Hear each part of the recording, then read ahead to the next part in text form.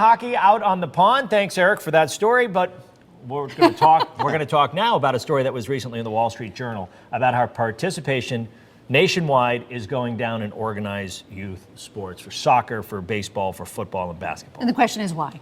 Right.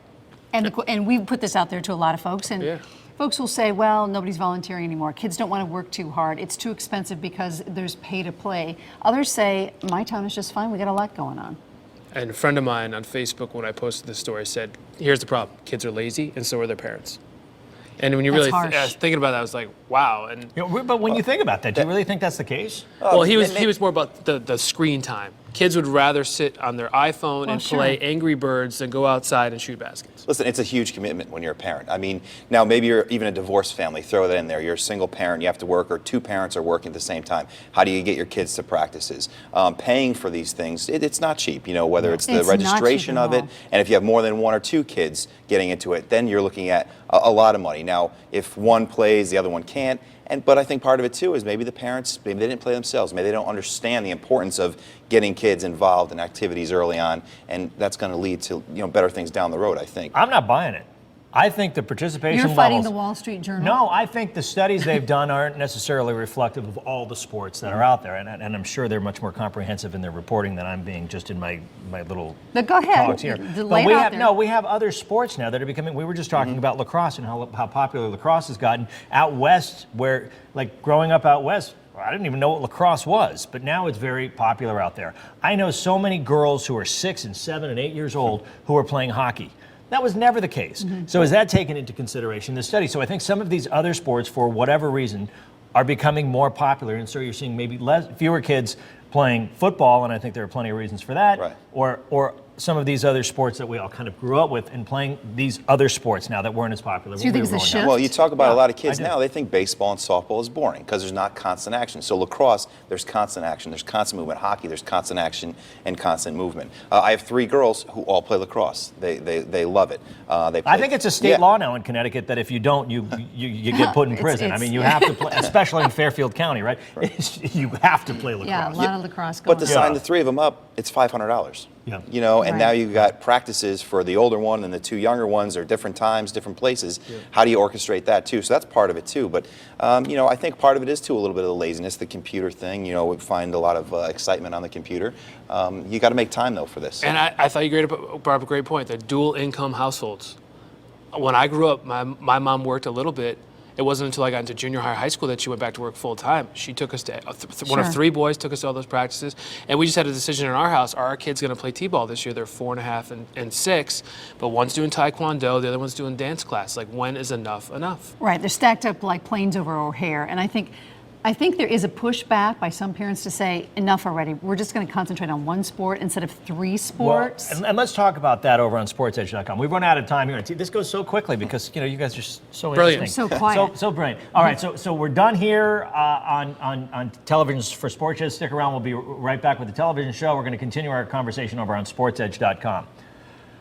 I think there's so much specialization in sports now, where if you're going to be a basketball player, you're going to play year-round. So you're not going to play basketball and then play football and then play soccer. It's all about maybe a college education too. I think a lot of parents, digging in your heels and you're going after basketball. Parents are going after scholarships. Right. And so if you can find, whether it's finding that other sport, so there's track and field programs now for younger kids who can maybe work their way into a scholarship because not as many kids are participating in track and field, or field hockey, or some of these other sports because maybe it's due to Title IX, or for whatever reason, girls' sports or girls are having more options. Do you think parents ruin things though too? Yes. Parents are screaming and yelling. Coaches get enough of it.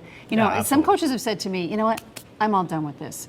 You want to coach? Go ahead, but they don't want to. But I think that's been going on a long time. Yeah, too, I know, but I think it's ramped up. I think it's not always the parents either. It goes both ways. You got to have good coaches that are teaching good lessons too. You sound like you have some experience. I have got a little bit of experience. I know I'm not the best parent in the world, but I just want my kids to be treated fairly. I think you're one of the best.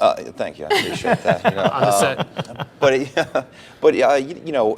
It's a big commitment. Any coach that takes it on there. But getting back to whether it's these kids aren't playing and why they're not playing.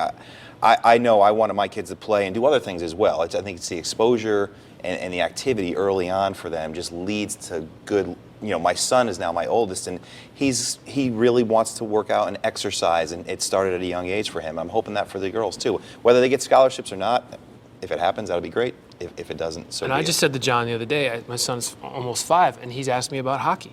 And my wife, first of all, was like, I don't want to be a hockey mom. I don't want to be going to practice at 5 o'clock in the morning. talk about a But am I commitment. doing my son a disservice by not, like, we're going to get some skates and I'll take him to a local pond, but We'll see what happens. should I sign him up for something when he's never played it and then he quits in 2 weeks and I'm out $200? I'll give, from my youth, and, We're going to go back that Well, far? we are. We're going to go back, way back. in black and no, white but days.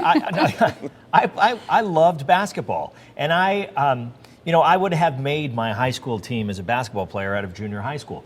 But because of where I lived and when practices were, because we had to share a gym, our school shared the gym with another school, I couldn't get to the practices every day, and so there was no like my parents were going to make it happen. It was just like, oh, you're not playing basketball.